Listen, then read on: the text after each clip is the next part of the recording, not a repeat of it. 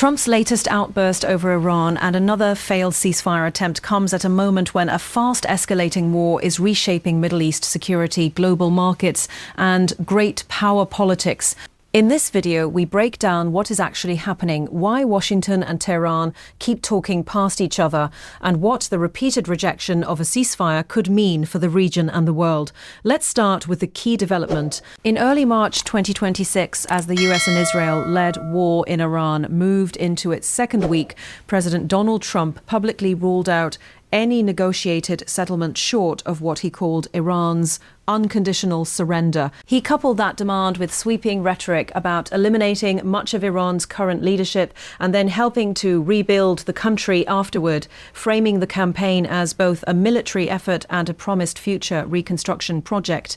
This hardline came against the backdrop of mounting international pressure for a ceasefire, or at least a pause in the fighting, after Iran's leadership was decapitated, the Strait of Hormuz was disrupted, and missiles were flying across the region. Yet Washington, Israel and Tehran have all, in different ways, resisted the ceasefire formulas put forward so far, meaning multiple attempts at a truce have stalled or collapsed. In other words, when we say ceasefire rejected again, we are talking about a situation in which outside mediators and some UN members are pushing for a halt, but the main combatants still see more to gain or less to lose by continuing the war than by stopping it on current terms. Now, to really understand why Trump's reaction has been so sharp, we need to step back and look at how we got here. For decades, tensions between the United States and Iran have cycled between confrontation and uneasy de-escalation, centered on three big issues: Iran's nuclear program, its regional network of allied groups such as Hezbollah and various Iraqi militias, and its opposition to Israel's existence and regional US influence. The 2015 nuclear deal temporarily curbed aspects of Iran's nuclear activities in exchange for sanctions relief, but Washington's withdrawal from that agreement under Trump's first administration and the re-imposition of sanctions reunited confrontation and sidelined diplomatic channels. In the years since, the conflict gradually spread from shadow warfare, covert strikes, cyber attacks, and proxy clashes to more open exchanges between Israel and Iran, including attacks on nuclear sites and missile and drone strikes in Syria, Iraq, and elsewhere. By mid-2025, as Israel and Iran exchanged blows and the Gaza conflict added more layers of tension, Trump publicly claimed to have brokered a complete and total Israel-Iran ceasefire, but neither Tehran nor Tel Aviv formally confirmed that announcement. And fighting and covert operations continued in various forms. That fragile landscape collapsed in early 2026. In late February, Israel, with US support, launched what has been described as the largest air operation in its history, hitting hundreds of military targets inside Iran under the codename Operation Roaring Lion. Israeli jets and US aircraft struck air defences, missile launch sites and naval vessels, aiming to degrade Iran's ability to project force and retaliate against Israel and US forces in the region. Iran hit back with large salvos of ballistic missiles and drones targeting Israel, US bases across the Gulf, and even civilian infrastructure such as airports and ports in several regional states. The escalation also saw Iran close the vital Strait of Hormuz, at least temporarily, disrupting global oil and gas flows and immediately alarming energy markets. Inside Iran, the leadership crisis deepened. Strikes against Iranian command targets led to the death of Supreme Leader Ali Khamenei, triggering the creation of an interim leadership council headed by senior official Ali Larijani. Larijani publicly accused the US and Israel of trying to dismantle Iran as a state, and Iranian officials warned that any further Western military involvement, including from Europe, would be treated as an act of war. At the same time, Iran's allies got drawn in more deeply. Hezbollah in Lebanon stepped up attacks on northern Israel, launching drones and missiles at Israeli bases, while an Iraqi faction calling itself the Islamic Resistance in Iraq claimed strikes on targets in the Kurdish city of Erbil, where US and allied forces have a presence. This turned the Iran conflict from a bilateral clash into a multi-front regional war involving state and non-state actors across the Middle East. Against this backdrop, calls for a ceasefire grew louder. Regional powers like Qatar, Oman and Egypt, European governments deeply worried about energy supplies and refugee flows, and UN officials have all signalled the need for at least a temporary halt to avoid a wider regional conflagration. Some of these states had already been involved in earlier ceasefire or de-escalation efforts, including the Gaza ceasefire in October 2025, which analysts argued could open the door for a broader diplomatic track involving Iran. Yet even as indirect talks between the US and Iran had taken place in Geneva on nuclear and regional issues, the military tempo increased rather than slowed, suggesting that diplomacy and deterrence were operating in parallel rather than as substitutes. Once major strikes began inside Iran, the political costs of backing down rose sharply on all sides, making any ceasefire proposal much harder to sell domestically in Washington, Tehran or Jerusalem. This is the context in which Trump's latest comments landed. Recently, Trump has sent several strong and sometimes mixed messages. On one hand, he has told allies and markets that the war in Iran could end very soon and has described US President operations as achieving tremendous success on the ground, signaling confidence that core military objectives are within reach. On the other hand, he has insisted that the United States will not accept anything short of unconditional surrender from Tehran, explicitly rejecting the idea of an interim ceasefire or partial political settlement. In an interview and social media style statements, Trump vowed there would be no agreement with Iran except for UN conditional surrender and floated the idea of effectively clearing out a large amount of leadership in Iran and then guiding the creation of what he portrayed as new, more capable leaders. He promised that, with US and allied help, a post-war Iran could become larger, better and more robust than ever before economically, framing the conflict as a pathway to rebuilding rather than simply regime change. Supporters see this rhetoric as a negotiating tactic designed to maximise pressure and deter further Iranian escalation. From this perspective, rejecting ceasefires now is not about rejecting peace in principle, but about making sure that any pause does not give Iran time to regroup militarily or politically. Proponents of the hardline argue that Iran has often used ceasefires and de-escalation periods to rearm and entrench its regional networks, and that only decisive military pressure and clear red lines will change Tehran's calculations. They also point to Iran's continuing missile and drone attacks on Israel and Gulf states and its threats against European military involvement as evidence that Iran is still on an escalation path that cannot be managed through partial deals. Critics, however, warn that this approach risks locking all sides into a long war with spiralling costs and uncertain outcomes. Many analysts note that Iran, despite heavy damage, has not collapsed and still maintains the capability to strike regional economic hubs and shipping lanes.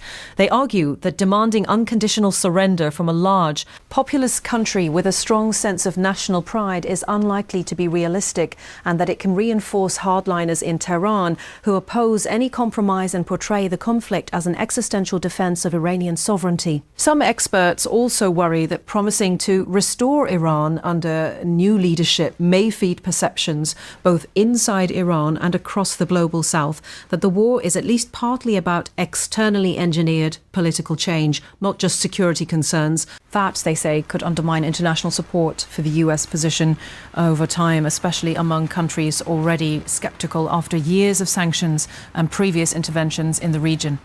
Iran's own messaging has been equally uncompromising.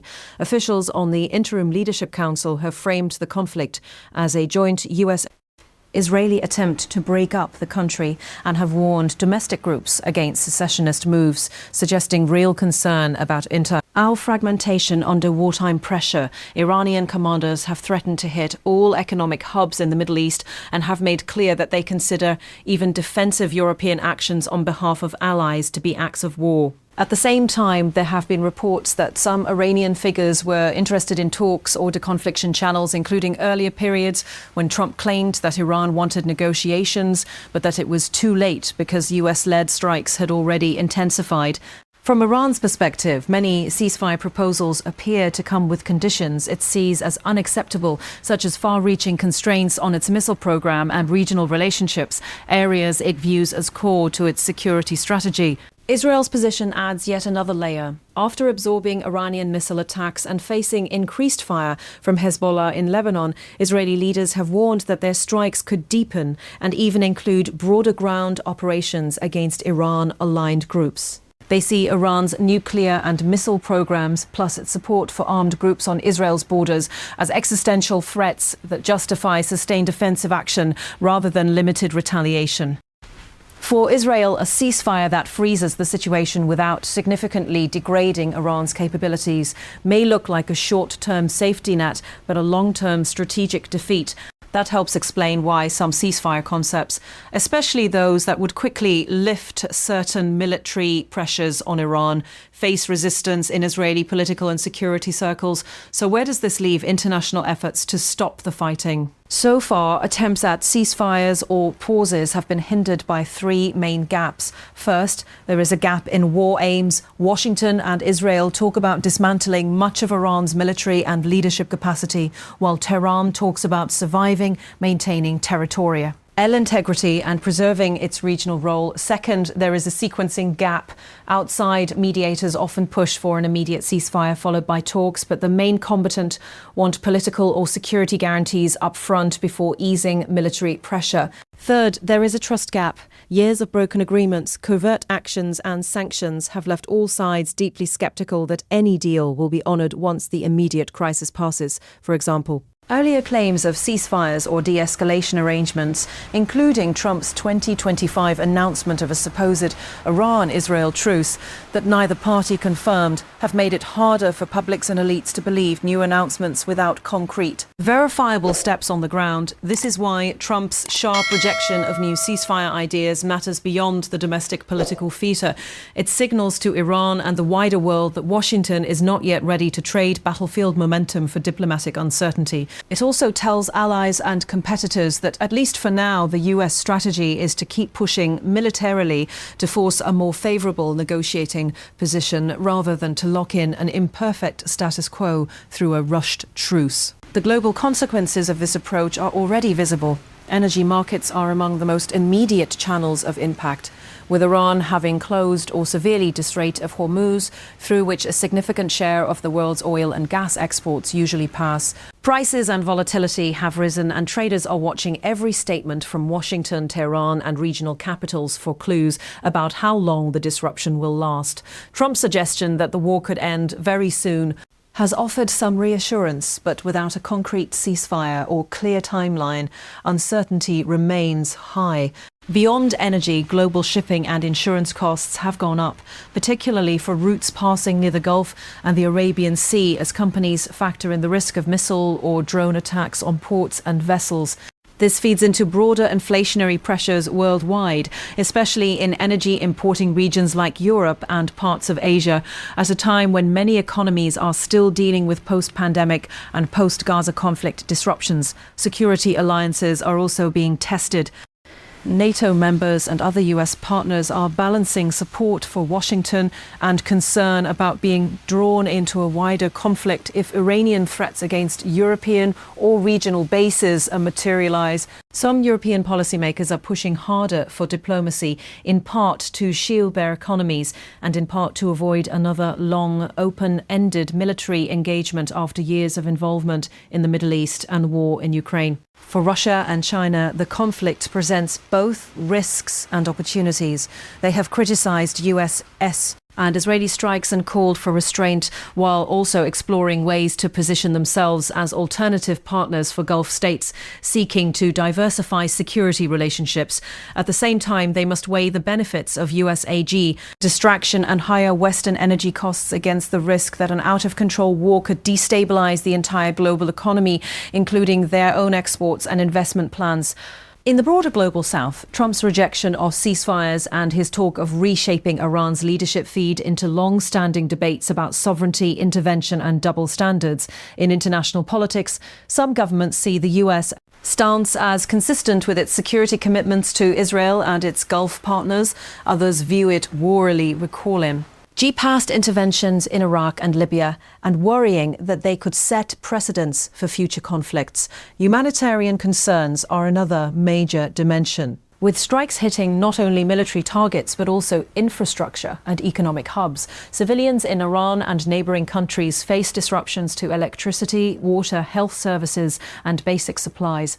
International agencies are warning of potential displacement and refugee flows if fighting continues or intensifies, particularly from regions close to the front lines or heavily targeted by airstrikes. Repeated failure to secure a ceasefire, whether temporary or comprehensive, makes it harder for aid agencies to plan and operate and raises uncomfortable questions about how to balance military objectives with the protection of civilians.